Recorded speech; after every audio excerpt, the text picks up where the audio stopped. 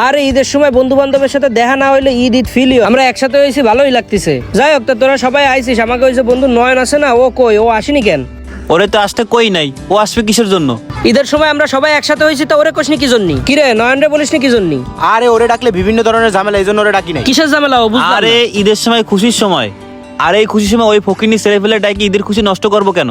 ফকিন্নি ছেলেপেলেটা কি ঈদের খুশি নষ্ট করবি? মানে কি ধরনের কথাবার্তা বলতেছিস? ও আমাকে ভাই বেড়াদার না, ও তোকে এমন কি ক্ষতি করেছে? আর ঈদের সময় আমরা বিভিন্ন জায়গায় ঘুরতে যাব, খরচপাতির একটা ব্যাপার আছে, ওর পকেটে থাকে না টাকা, ওর খরচ দেবে কেটা? শুধু তাই না, ঈদের সময় আমরা সবাই আসছি নতুন জামা কাপড় পরে, ওরে ডাকলে দেখা গেলো আসতো পুরাতন জামা কাপড় পরে, তাইলে ওরে সাথে রাখলে কি মান সম্মান থাকতো?